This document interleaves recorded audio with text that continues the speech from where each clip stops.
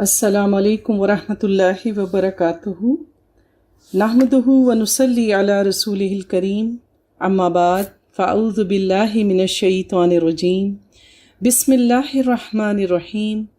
رب اشرح لی صدری ویسر لی امری واحلل عقدۃ من لسانی یفقہوا قولی۔ ربنا زدنا علما، ربنا زدنا علما، ربنا زدنا علما۔ بفضلہ تعالی دورہ قرآن کے اس سفر میں آج ہمارے پہلے حصے کی تکمیل ہوئے جاتی ہے۔ پہلا حصہ یعنی پہلے 10 پارے، 10ویں پارے سے سبق کا آغاز کریں گے۔ اعوذ باللہ من الشیطان الرجیم، بسم اللہ الرحمن الرحیم۔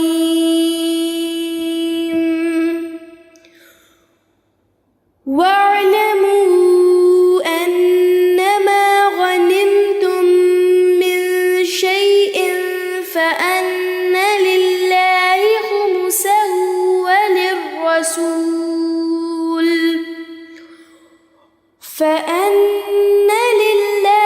خُمُسَهُ وَلِلرَّسُولِ وَلِذِي الْقُرْبَى وَالْيَتَامَى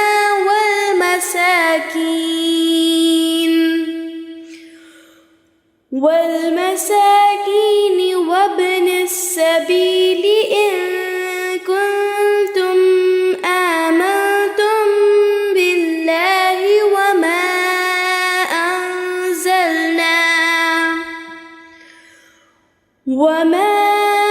أنزلنا على عبدنا يوم الفرقان يوم التقى الجمعان واللہ علی کل شیء قدیر۔ بسم اللہ الرحمن الرحیم۔ آیت نمبر 41 سورہ انفال۔ وَاعْلَمُوا أَنَّمَا غَنِمْتُم مِّن شَيْءٍ فَأَنَّ لِلَّهِ خُمُسَهُ وَلِلرَّسُولِ وَلِذِي الْقُرْبَى وَالْيَتَامَى وَالْمَسَاكِينِ وَابْنِ السَّبِيلِ۔ اللہ تعالیٰ فرماتے ہیں، اور جان لو کہ جو بھی غنیمت تمہیں حاصل ہوئی ہے اس کا 5واں حصہ تو اللہ کے لیے، رسول کے لیے اور رسول کے قرابت داروں کے لیے ہے۔ جیسا کہ ہم نے پچھلی آیات میں پڑھا کہ غزوہ بدر وہ پہلا غزوہ تھا جس میں اللہ تعالیٰ نے مسلمانوں کو بھرپور فتح نصیب فرمائی، اور یوں مال غنیمت ہاتھ آیا۔ مال غنیمت کس طرح سے تقسیم کیا جائے؟ پہلے تو صحابہ کرام کے دل میں یہ خیال آیا کہ جس نے جو مال وہاں سے اٹھایا میدان جنگ سے وہ اس کا ہے، لیکن نبی پاک صلی اللہ علیہ وآلہ وسلم اللہ کی طرف سے حکم کے انتظار میں تھے۔ یوں اللہ تعالیٰ نے یہ آیات نازل فرمائیں اور مال غنیمت کو کس طرح سے تقسیم کیا جائے گا اللہ تعالیٰ نے اس کے حصے خود مقرر فرما دیے۔ تو اس میں کیا تھا کہ 5واں حصہ جو ہے وہ فی سبیل اللہ، اللہ کے رسول کے لیے، اور ایک حصہ جو ہے وہ قرابت داروں کے لیے، اور 3 حصے جو ہیں وہ غریبوں، یتیموں اور مسافروں کے لیے۔ اللہ نے خود اس کی تفصیل بیان کر دی۔ والیتامى والمساکین وابن السبیل، اور اس میں حصہ ہوگا یتیموں، مسکینوں اور مسافروں کے لیے بھی۔ یعنی ہمارے دین میں ہر فرد کا، ہر رشتے کا خیال رکھا گیا ہے۔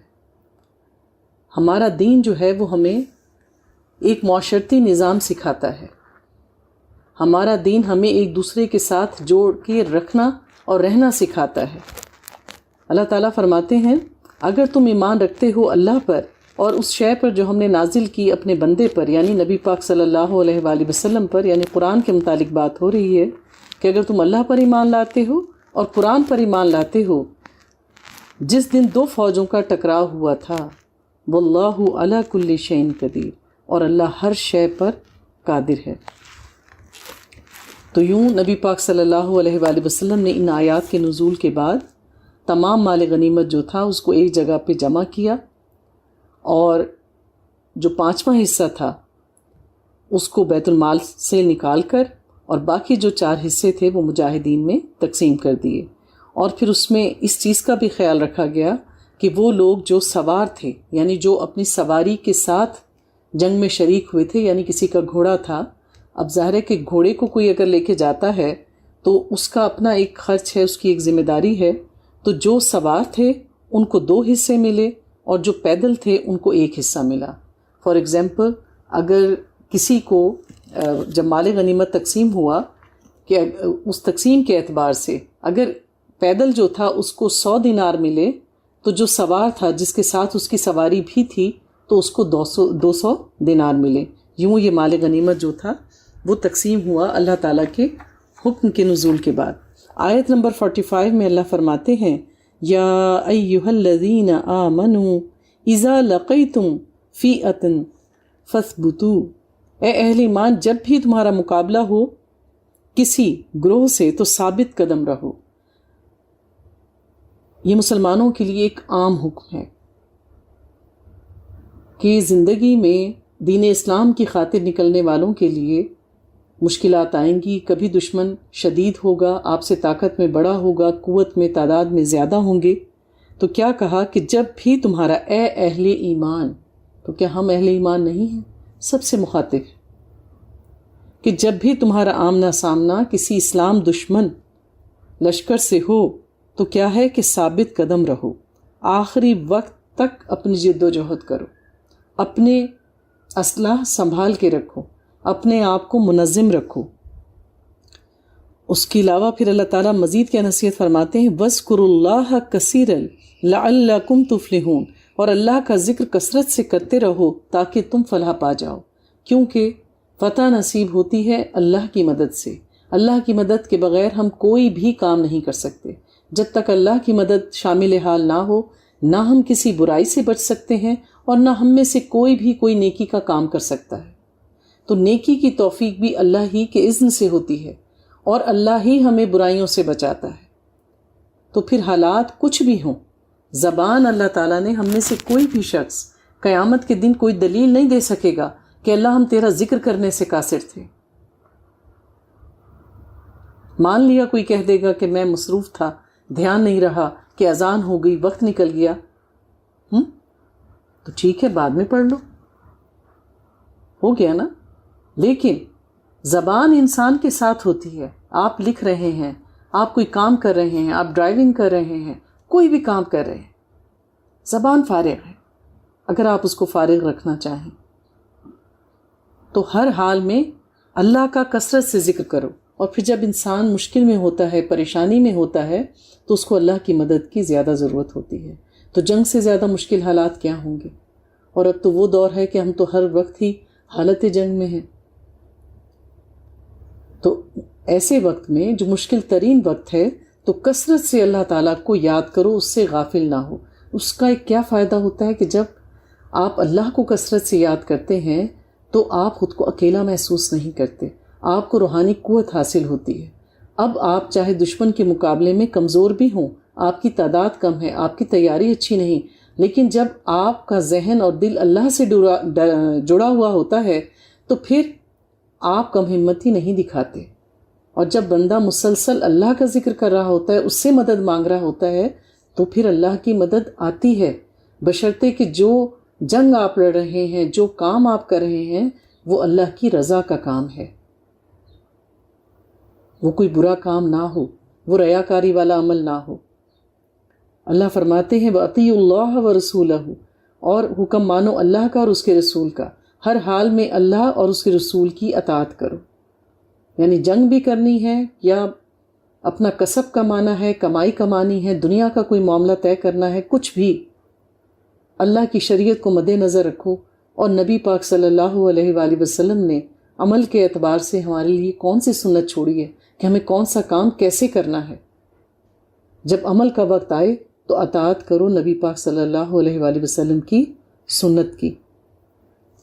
تو اس سے مراد اور کیا ہو سکتا ہے، کیونکہ قرآن نبی پاک صلی اللہ علیہ وآلہ وسلم کی زبان مبارک سے ادا ہوا۔ عمل کس نے کر کے دکھایا؟ نبی پاک نے. تو قرآن تو پہنچا ہی نبی پاک کے ذریعے ہے ہم تک، قولاً بھی اور عملاً بھی. ہم نے تو ان کی ہی زبان سے سنا، آپ نے جبریل علیہ السلام سے سنا. پھر فرمایا وَلَا تَنَازَعُوا فَتَفْشَلُوا وَتَذْهَبَ رِيحُكُمْ وَاصْبِرُوا، اور آپس میں جھگڑا نہ کرو ورنہ تم ڈھیلے پڑ جاؤ گے. ان آیات پر غور کیجئے.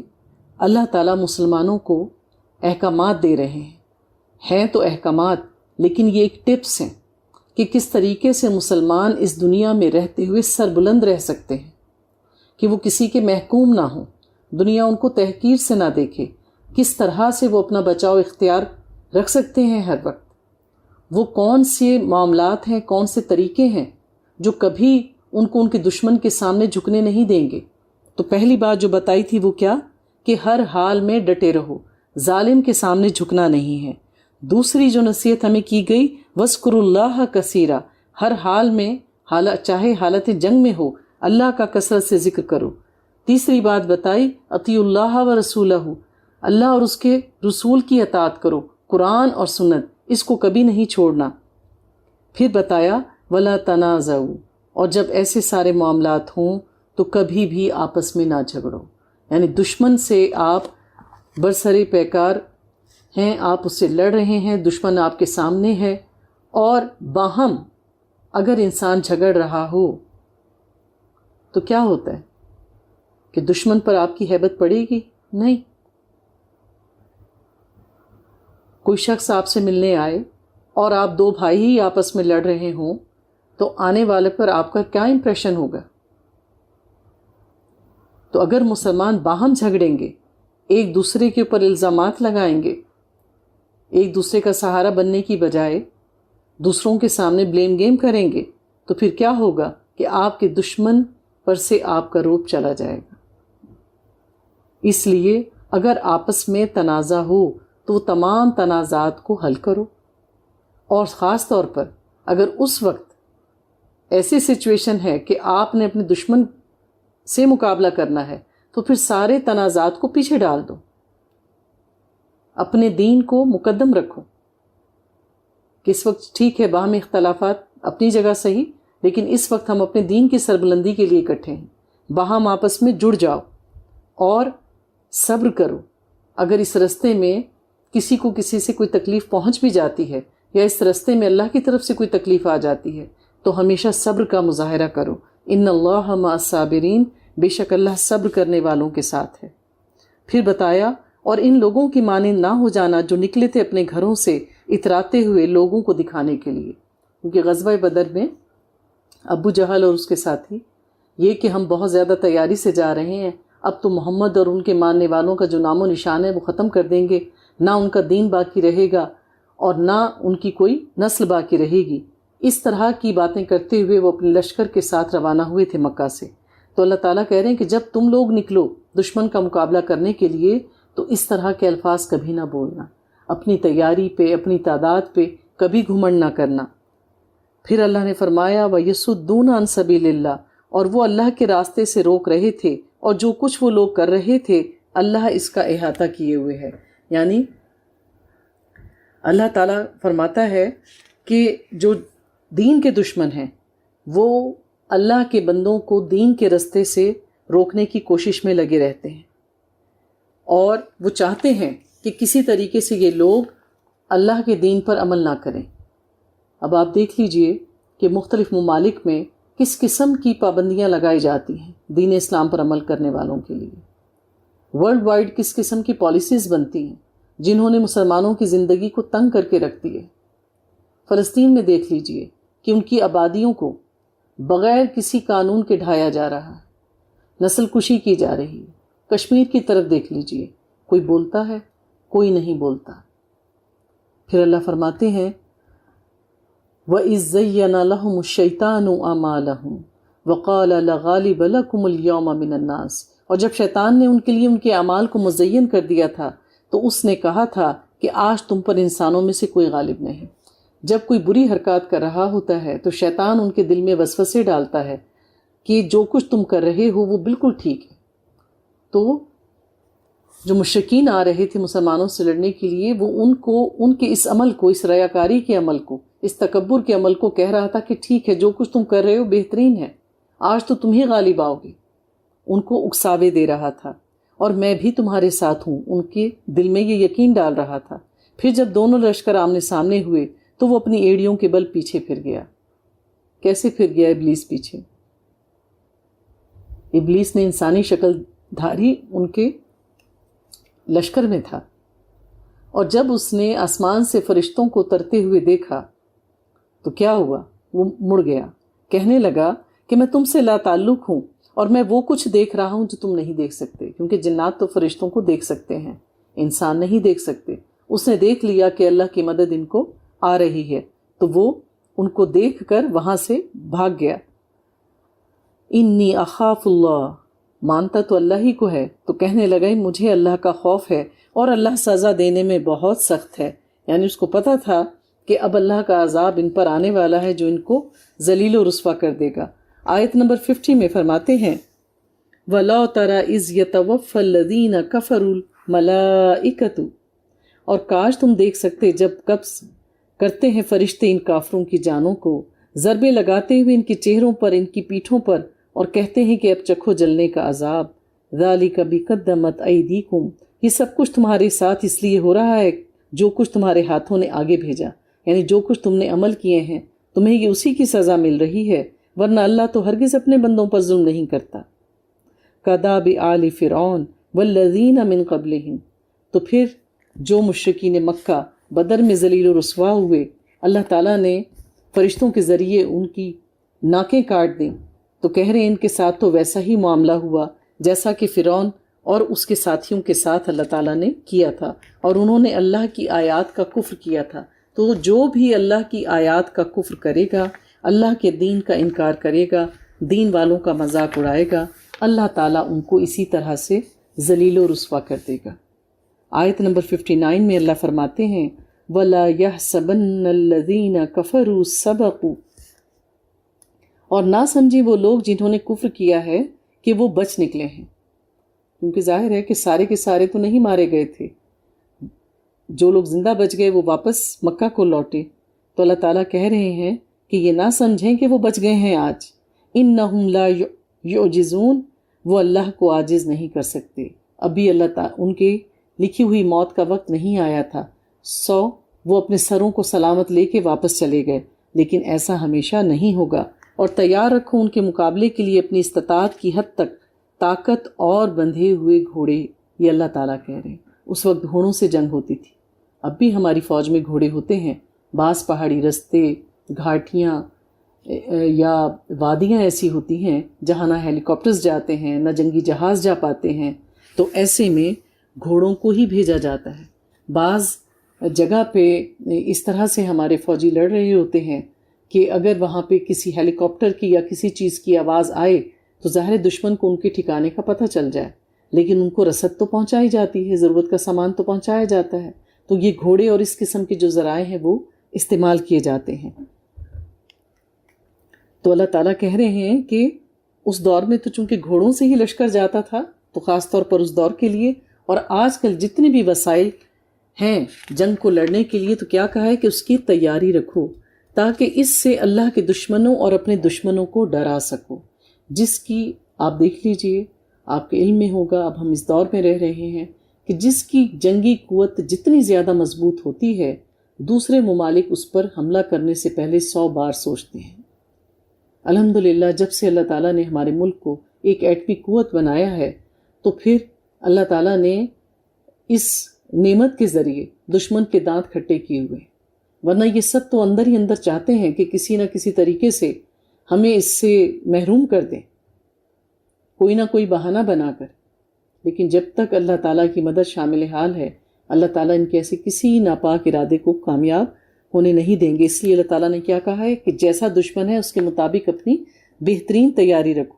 اور کچھ دوسروں کو جو ان کے علاوہ ہیں تم انہیں نہیں جانتے، اللہ انہیں جانتا ہے. اس دور میں تو ان آیات میں منافقین کی طرف اشارہ کیا گیا کہ یہ تو دشمن ہے، کھلم کھلا تم سے جنگ کے لیے آ گئے اور تمہیں پتہ چل گیا.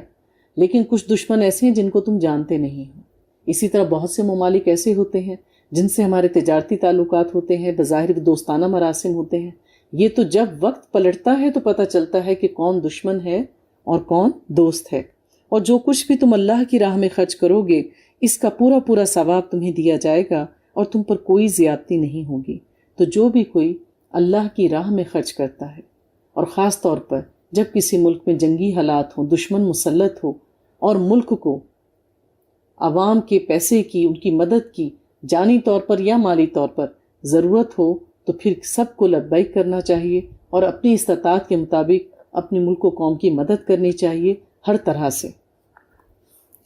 اللہ تعالیٰ فرماتے ہیں آیت نمبر 63، وَأَلَّفَ بَيْنَ قُلُوبِهِمْ لَوْ أَنفَقْتَ مَا فِي الْأَرْضِ جَمِيعًا مَا أَلَّفْتَ بَيْنَ قُلُوبِهِمْ، اور ان اہل ایمان کے دلوں میں اس نے الفت پیدا کر دی، اور اگر آپ زمین کی ساری دولت بھی جمع خرچ کر دیتے تو ان کے دلوں میں یہ الفت پیدا نہیں کر سکتے تھے۔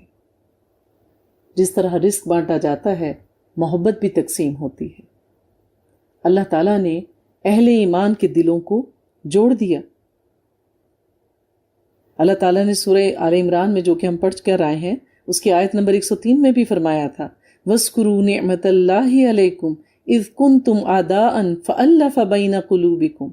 یاد کرو تم اللہ کی نعمت کو، تم تو آپس میں ایک دوسرے کے دشمن تھے، پھر اللہ نے تمہارے دلوں میں محبت ڈال دی، فَأَصْبَحْتُمْ بِنِعْمَتِهِ إِخْوَانًا، اور پھر تم اللہ کی اس نعمت کی وجہ سے بھائی بھائی بن گئے۔ قریش میں آپ دیکھیے کہ خالد بن ولید سپہ سالار بن کر آئے تھے جنگ بدر میں، پھر دیکھیے انہوں نے مسلمانوں کے لیے کیسی کیسی فتوحات کی۔ حضرت عمر رضی اللہ تعالیٰ عنہ، ہند کو دیکھ لیجئے جس نے حضرت حمزہ کا کلیجہ چبایا، بعد میں مسلمان ہو گئی۔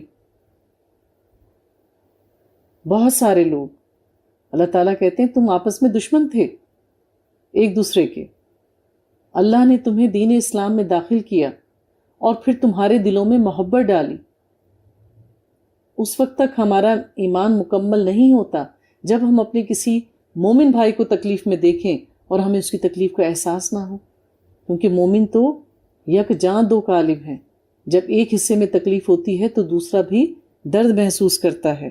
تو اللہ تعالیٰ یہی فرما رہے ہیں کہ اہل ایمان کے دلوں کو اللہ نے جوڑ دیا، کیونکہ جب آپ کو محبت ہوتی ہے تو پھر آپ نہیں دیکھتے کہ آپ کسی کی خاطر کیا قربان کر رہے ہیں۔ محبت ایک دوسرے کو جوڑ دیتی ہے، محبت میں ایک چاشنی ہے۔ آپ کوئی بھی دیکھیے کہ کوئی میٹھی چیز کھانے والی ہو، آپ اس کو اکٹھا رکھ دیں، تھوڑی دیر بعد دیکھیں وہ ایک گٹھلی سی بن جاتی ہے، جڑ جاتی ہے نا، چاشنی چپکا دیتی ہے نا۔ تو یہ جو محبت کی چاشنی ہے، یہ جو ایمان کی چاشنی ہے، یہ اہل ایمان کو جوڑ کر رکھتی ہے، دین والوں کو جوڑ کر رکھتی ہے۔ وَلَكِنَّ اللَّهَ أَلَّفَ بَيْنَهُمْ، لیکن یہ تو اللہ نے ان کے مابین الفت پیدا کر دی۔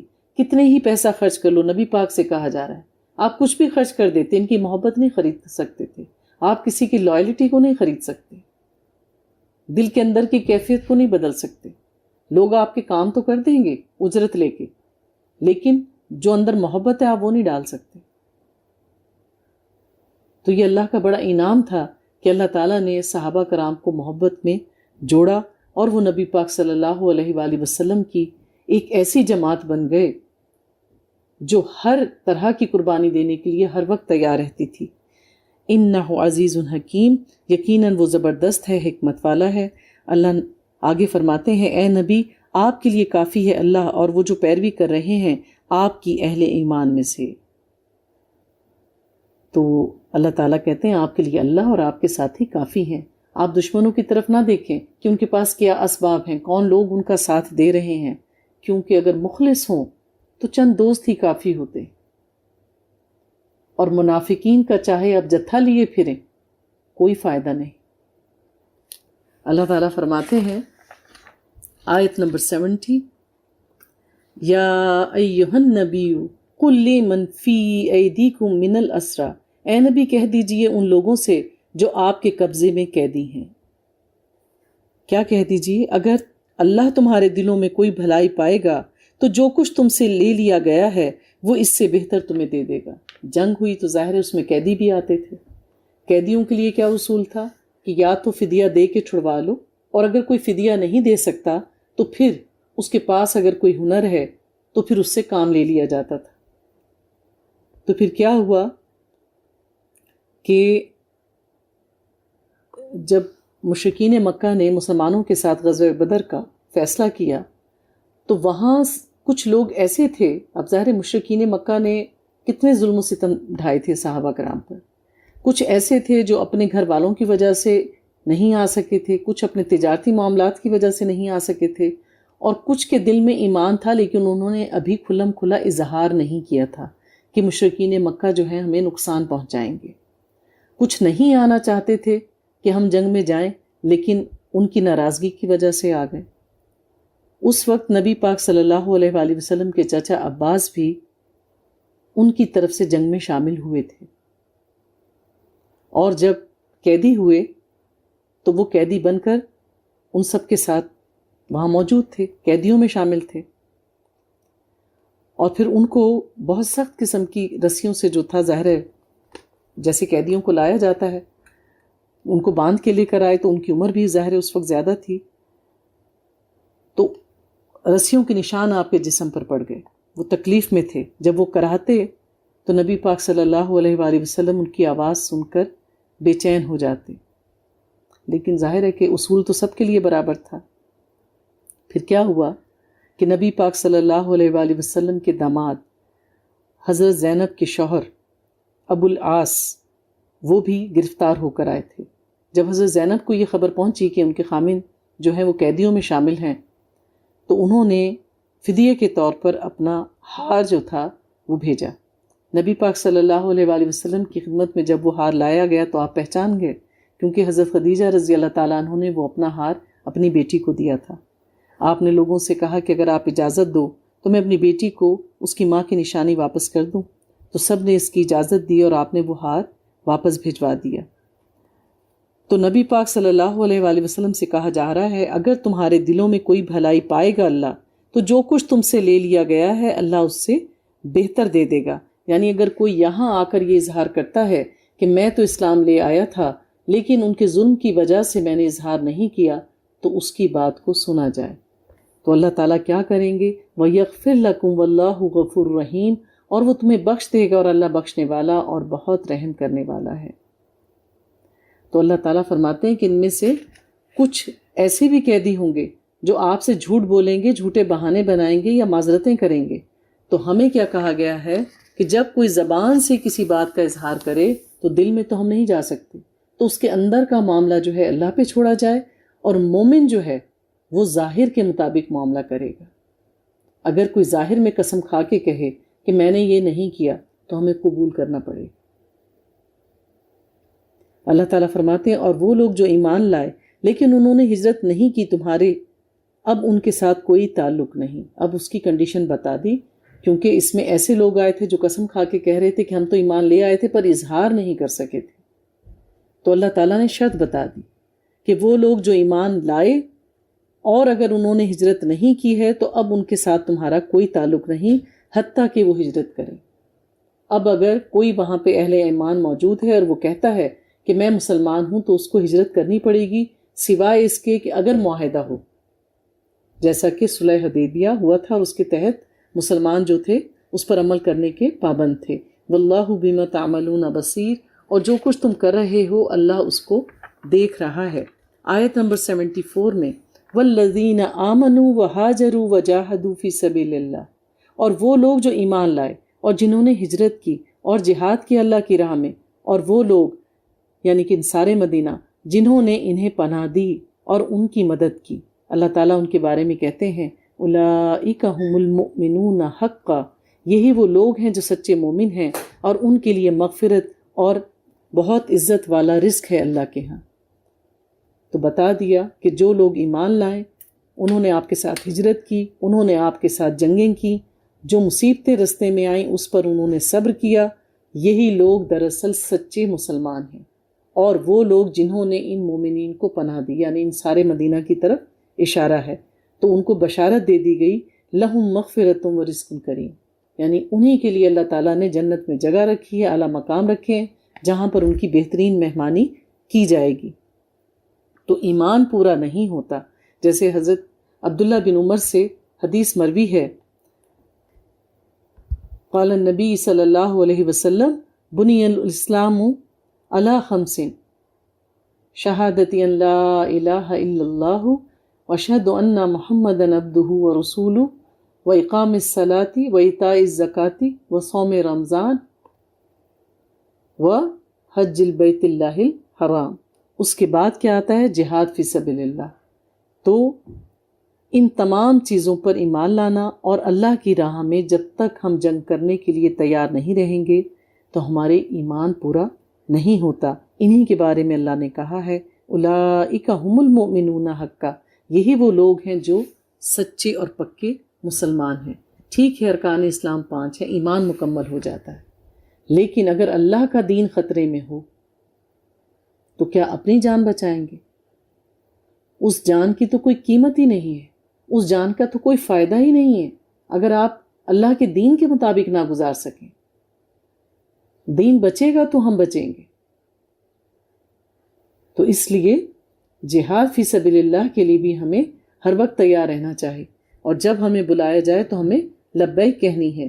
اور جو لوگ بعد میں ایمان لائے اور انہوں نے ہجرت کی اور تمہارے ساتھ آ کر مل کر جہاد کیا تو وہ بھی تم ہی میں سے ہیں، اور تمہارے رحمی رشتہ دار اللہ کے قانون میں ایک دوسرے کے زیادہ حقدار ہیں.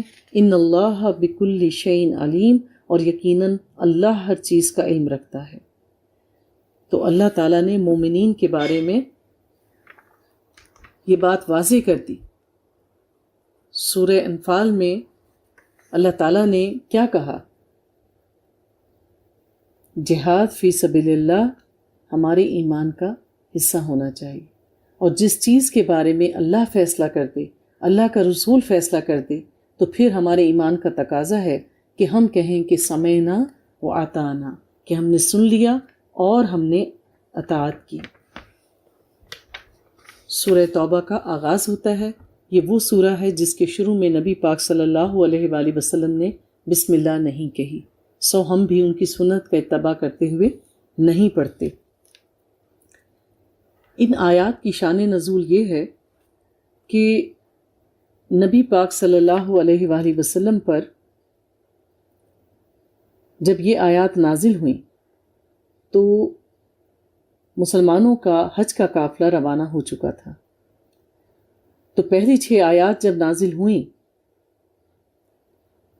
تو نبی پاک صلی اللہ علیہ وآلہ وسلم نے حضرت علی رضی اللہ تعالیٰ عنہ کو قافلہ حج کے پیچھے بھیجا،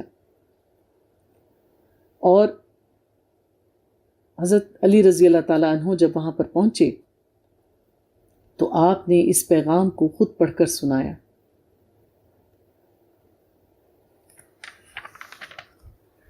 اور وہ آیات یہ ہیں براءۃ من اللہ ورسولہ الی الذین عاہدتم من المشرکین. اعلان براءت ہے اللہ اور اس کے رسول کی طرف سے ان لوگوں کی جانب جن سے اے مسلمانوں تم نے معاہدے کیے تھے مشرکین میں سے. پھر اللہ مزید کیا کہتے ہیں؟ اللہ بری الذمہ ہو گیا. اللہ نے کہا کہ ان کی مہلت مدت ختم ہو گئی، ان کو ایک نوٹس دے دیا گیا، ایک وارننگ دے دی گئی کہ آج کے بعد سے جتنے بھی معاہدے تھے وہ ختم، اب کوئی معاہدہ ان کے مابین نہیں رہے گا. اللہ کا فیصلہ آ گیا. فَسِیحُوا فِی الْأَرْضِ 4 اشہر، 4 کو کہتے ہیں اشہر، شہر کی جمع ہے. تو پھر گھوم پھر لو اس زمین میں 4 ماہ تک. 4 مہینے کی مہلت دے دی گئی مشرکین مکہ کو کہ اب 4 مہینے تمہارے پاس ہیں، یہاں رہ لو، بس لو، اور جان لو کہ تم اللہ کو عاجز نہیں کر سکتے، اور یہ بھی کہ اللہ کافروں کو رسوا کر کے رکھ دے گا. پھر فرمایا وَأَذَانٌ مِّنَ اللَّهِ وَرَسُولِهِ إِلَى النَّاسِ يَوْمَ الْحَجِّ الْأَكْبَرِ. اس لیے عمرے کو بعض لوگ حج اصغر کہتے ہیں اور یہ حج اکبر ہے، اور اعلان عام ہے اللہ اور اس کے رسول کی طرف سے لوگوں کے لیے حج اکبر کے دن. تو اعلان کروا دیا گیا حضرت علی رضی اللہ تعالیٰ عنہ کی زبان سے نبی پاک صلی اللہ علیہ وآلہ وسلم پر، جیسے ہی یہ وحی کی صورت میں آیات پہلی 6 نازل ہوئیں. کیا کہ یہ اعلان عام ہے ان اللہ بریء من المشرکین ورسولہ، کہ اللہ اور اس کا رسول مشرکین سے بری ہے۔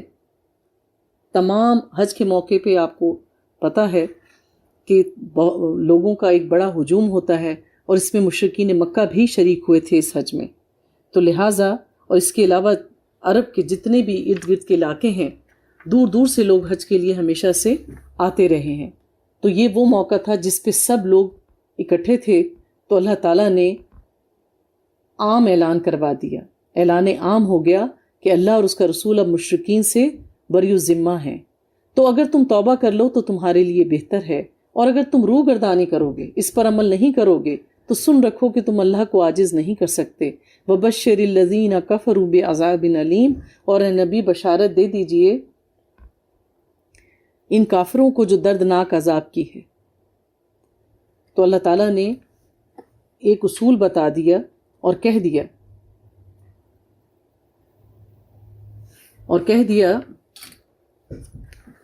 کہ ان سے کہہ دو کہ یہ اعلان کر دیا، تمہیں مہلت دے دی گئی، اب اگر تم اس سے روح گردانی کرو گے تو پھر تمہارا معاملہ اللہ کے ذمے ہے، اور اللہ کو تم عاجز نہیں کر سکتے۔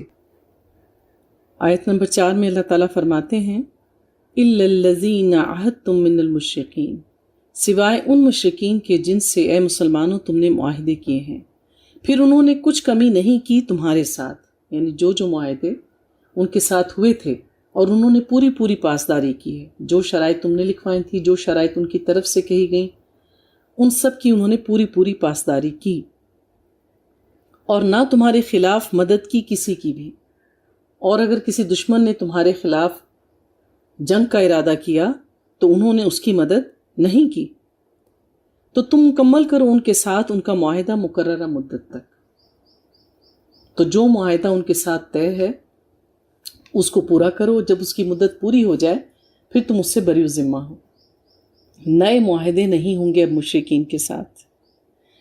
اور پھر جب یہ مہینے گزر جائیں، کون سے مہینے؟ 4 مہینے حرمت والے، ذوالقعدہ، ذوالحجہ، محرم اور رجب، تو اللہ تعالیٰ فرما دیا، اللہ تعالیٰ نے حکم دے دیا، تو قتل کرو ان مشرکین کو جہاں پاؤ، اور پکڑو ان کو اور گھراؤ کرو ان کا، اور ان کے لیے ہر جگہ گھات لگا کر بیٹھو۔ 4 مہینے سے مراد وہ حرمت والے مہینے ہیں 4، ذوالقعدہ، ذوالحجہ، محرم اور رجب، جن کی حرمت ہمیں بتائی گئی ہے قرآن میں۔ اور یہ جو 4 مہینے کی مہلت دی گئی تھی، یہ ذوالقعدہ، ذوالحجہ، محرم اور اس کے ساتھ، یعنی ٹوٹل ملا کر 4 مہینے۔ تو نبی پاک صلی اللہ علیہ وآلہ وسلم سے کہا گیا کہ اس کا اعلان کر دیں، اور ہر ایک تک یہ پیغام جو ہے وہ پہنچا دیا جائے، اور اس کی پاسداری کی جائے۔ جو اس سے اعراض برتیں تو اس مدت کے گزرنے کے بعد جہاں بھی پھر یہ مشرکین اگر آپ کو مکہ کی سرزمین پر نظر آتے ہیں، ان کو وہاں سے مار بھگاؤ۔ اور آج تک اللہ تعالیٰ نے اپنی اس زمین کو مشرکین سے پاک رکھا ہے، وہاں پہ کوئی بھی جو اللہ کو نہ مانتا ہو، توحید پر عمل نہ کرتا ہو، وہاں داخل نہیں ہو سکتا۔ آیت نمبر 6، وَإِنْ أَحَدٌ مِّنَ الْمُشْرِكِينَ اسْتَجَارَكَ فَأَجِرْهُ حَتَّى يَسْمَعَ كَلَامَ اللَّهِ، اور اگر مشرکین میں سے کوئی شخص آپ سے پناہ طلب کرے تو اسے پناہ دے دو یہاں تک کہ وہ اللہ کا کلام سن لے۔ اگر مشرکین مکہ میں سے کوئی آئے اور وہ کسی مسلمان کے گھر میں پناہ لینا چاہے، آپ کی طرف پناہ کا ہاتھ بٹائے، تو اس کو موقع دو، کیونکہ وہ آپ کی صحبت میں بیٹھے گا تو قرآن سنے گا نا، آپ سے کوئی خیر کی اور دین کی بات سنے گا، پھر اسے اس کی امن کی جگہ پہنچا دو۔ یعنی اگر کوئی آپ سے پناہ مانگتا ہے تو ہمیں اس کو پناہ دینی ہے، خواہ وہ کوئی بھی ہو۔ ذَلِكَ بِأَنَّهُمْ قَوْمٌ لَا يَعْلَمُونَ، یہ اس لیے ہے کہ یہ ایسے لوگ ہیں جو علم نہیں رکھتے۔ کیونکہ کیا تھا کہ جب مسلمانوں نے ہجرت کی، ان کا رویہ کیا تھا کہ جب نبی پاک صلی اللہ علیہ وآلہ وسلم صحابہ کرام کو آیات سناتے کہ اللہ تعالیٰ کی طرف سے وحی آئی ہے، یہ اپنے کانوں میں انگلیاں ڈال لیتے، تالیاں بجاتے، شور کرتے، سیٹیاں بجاتے، تو ان کے دل پر کیا اثر ہوتا؟ تو اللہ تعالیٰ کہہ رہے ہیں کہ اگر یہ پناہ مانگیں تو پناہ دے دو، اللہ کا کلام سنیں گے تو دل بدلے گا، کیونکہ یہ اس کا علم ہی نہیں رکھتے کہ دین اسلام کتنی بڑی نعمت ہے جو اللہ تعالیٰ نے ان کو عطا کی ہے۔ اللہ رب العزت فرماتے ہیں کہ آیت نمبر 17 میں مکان للمشرکین ان یعمروا مساجد اللہ شاہدین علی انفسہم بالکفر، مشرکوں کا یہ حق نہیں ہے کہ وہ آباد کریں اللہ کی مسجدوں کو اپنے اوپر کفر کی گواہی دیتے ہوئے، کیونکہ شرک زدہ معاشرے میں بھی اللہ کے گھر کا طواف کیا جاتا تھا، گو کہ حالت اس کی انتہائی مکروہ تھی کہ وہ اللہ کا گھر کا طواف برہنہ کیا کرتے تھے۔ اللہ کا ذکر اذکار کرنے کی بجائے تالیاں پیٹتے، ڈھول بجاتے، دف بجاتے، یہ ان کا طریقہ تھا۔ تو اللہ تعالیٰ کہہ رہے ہیں کہ اب کوئی بھی مشرک اللہ کے گھر کا عمرہ نہیں کرے گا، وہاں طواف نہیں کرے گا، اس حال میں کہ ان کے دل میں کفر ہو اور وہ اللہ کے گھر کا طواف کریں، کیونکہ قریش جو تھے وہ خود کو کعبہ کا متولی سمجھتے تھے کہ ہم اس کے والی ہیں، ہم اس کے وارث ہیں، اس کی دیکھ بھال ہمارے ذمے ہے۔ تو اللہ تعالیٰ کہتے ہیں اولئک حبطت اعمالہم وفی النار ہم خالدون، یہ وہ لوگ ہیں جن کے سارے اعمال ضائع ہو گئے ہیں اور آگ ہی میں وہ رہیں گے ہمیشہ ہمیشہ۔ تو ہر عمل جو ہے وہ قبولیت کا شرف حاصل کرتا ہے اگر دل میں ایمان ہو۔ ایمان کے بغیر کوئی بھی عمل قابل قبول نہیں۔ کہ بے شک یہ حاجیوں کی خدمت کرتے تھے، طواف بھی کرتے تھے، حاجیوں کو پانی پلاتے تھے، ان کے ساتھ بہترین معاملہ کرتے تھے، لیکن ان کے اعمال ضائع ہو گئے، ان کا کوئی عمل فائدہ نہیں دے گا۔ ہاں اگر یہ ایمان لے آئیں تو پہلے انہوں نے جتنے بھی نیک عمل کیے ان سب کا ان کو جزائے خیر دی جائے گی۔ آیت نمبر 19 میں اللہ فرماتے ہیں اجعلتم سقایت الحاج و عمارت المسجد الحرام کمن آمن باللہ والیوم الآخر وجاہد فی سبیل اللہ، کیا تم نے حاجیوں کو پانی پلانا اور مسجد حرام کو آباد رکھنے کو برابر کر دیا ہے اس شخص کے عمل کے برابر جو اللہ پہ ایمان لائے اور یوم آخرت پر ایمان لائے اور اس نے اللہ کی راہ میں جہاد بھی کیا ہو؟ کیونکہ مشرکین یہ کہا کرتے تھے، اس بات پہ ناز تھا ان کو کہ ہم نے اللہ کے گھر کو آباد کیا ہے، ہم اس کا خیال کرتے ہیں، ہم حاجیوں کو پانی پلاتے ہیں۔ تو اللہ تعالیٰ کہہ رہے ہیں کہ حاجیوں کو پانی پلانے سے، یہاں کی صفائی ستھرائی کرنے سے، خیال رکھنے سے تم ان لوگوں کے برابر ہو جاؤ گے جو اللہ پر ایمان لاتے ہیں، آخرت پر ایمان لاتے ہیں اور اللہ کے دین کی خاطر اپنی جانوں کے نذرانے پیش کرتے ہیں۔ کیا تم نے ان دونوں اعمال کو برابر سمجھ لیا؟ تم سمجھتے ہو کہ اللہ کے ہاں دونوں کا اجر ایک جیسا ہے؟ لا یستعون عند اللہ، یہ دونوں ہرگز اللہ کے ہاں برابر نہیں ہو سکتے۔ واللہ لا یہدی القوم الظالمین، اور اللہ ایسے ظالموں کو کبھی بھی ہدایت نہیں دیتا۔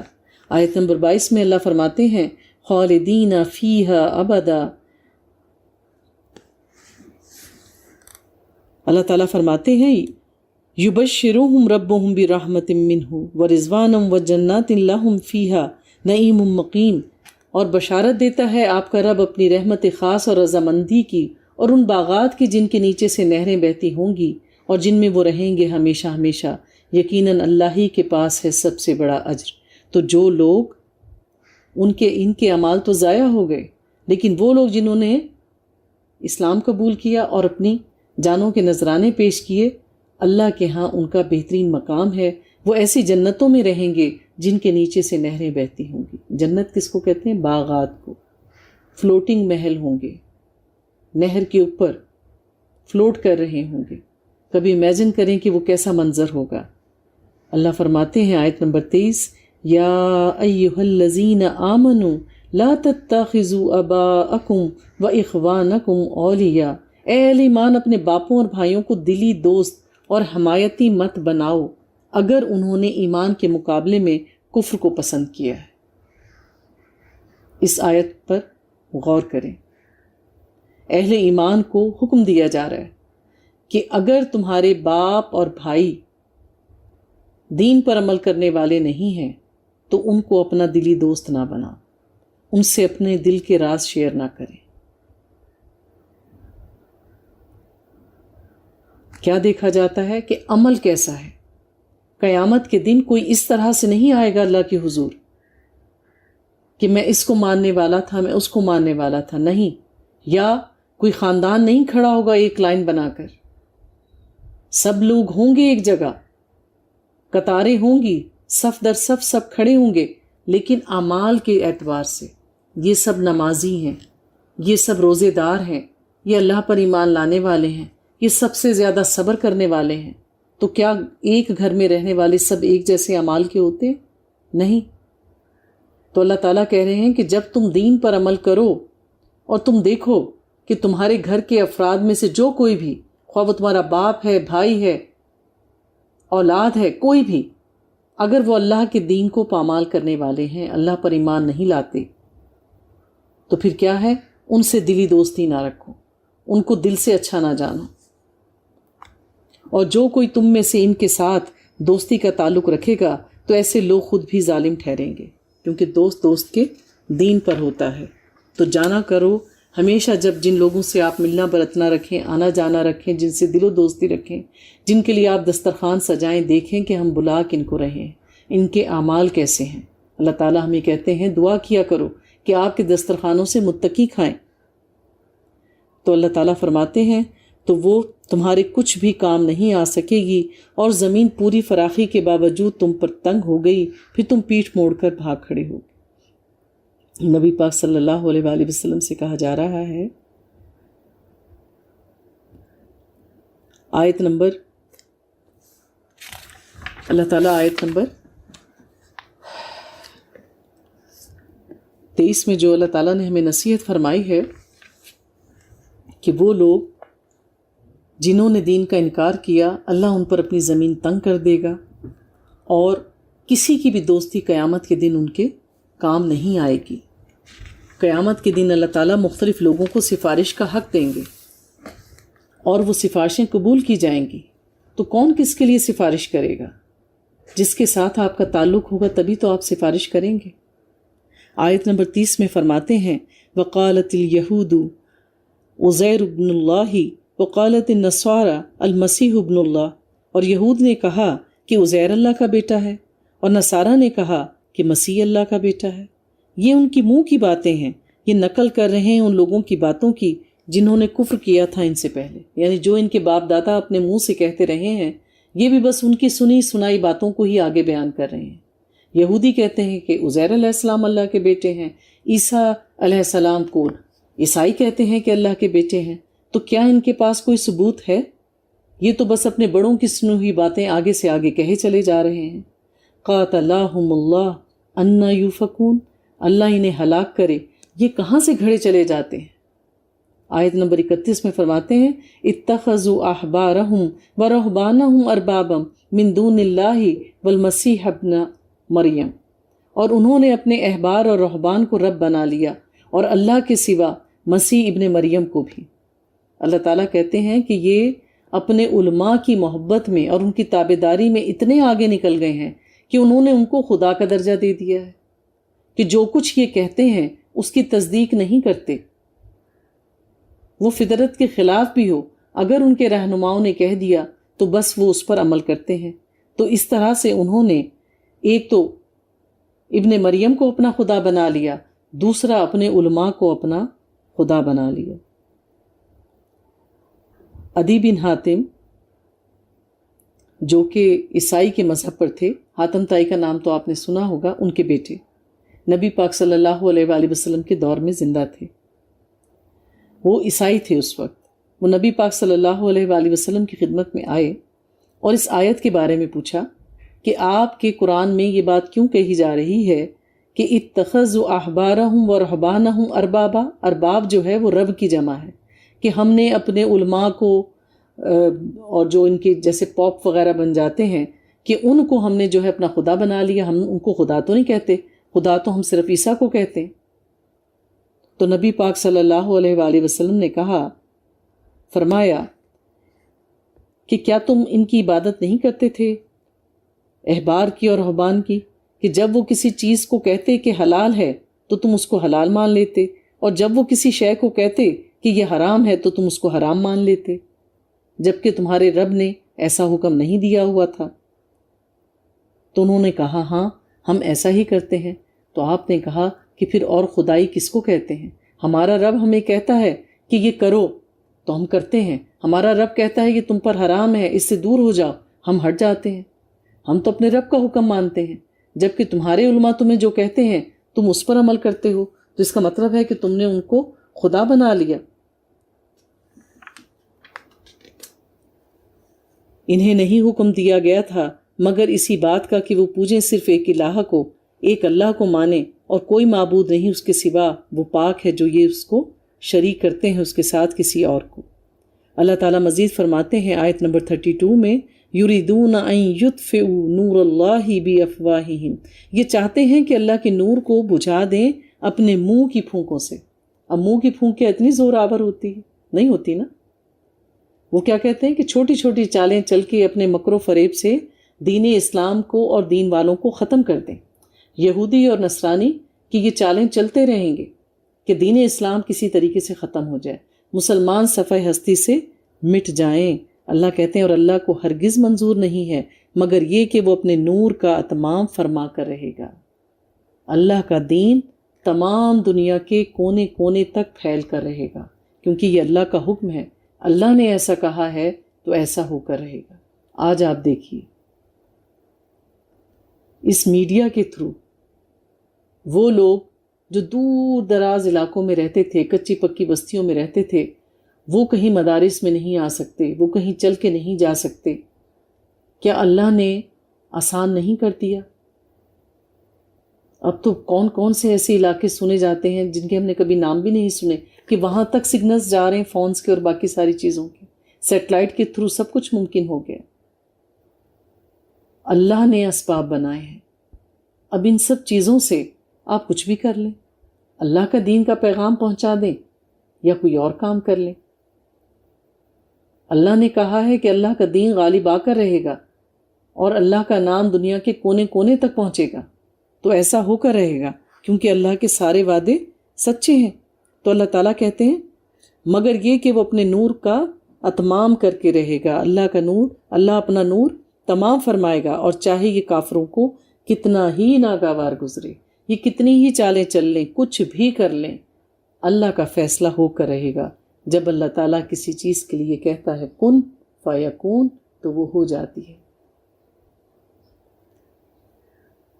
اللہ تعالیٰ آیت نمبر 33 میں فرماتے ہیں هو الذی ارسل رسولہ بالہدی ودین الحق لیظہرہ علی دین کلہ، اور وہی تو اللہ ہے جس نے بھیجا اپنے رسول کو ہدا اور دین حق دے کر تاکہ غالب کر دے اس کل کے کل دین کو تمام ادیان پر، خواہ یہ مشرکوں کے کتنا ہی ناگوار گزرے۔ نبی پاک صلی اللہ علیہ وآلہ وسلم خاتم النبیین ہیں، آپ کو یہ مشن دے کر بھیجا گیا کہ آپ نے اللہ کا پیغام پورا پورا پہنچانا ہے، چاہے وہ ان کو پسند آئے یا نہ پسند آئے۔ دنیا ابھی باقی ہے، دین ابھی پھیلنا ہے۔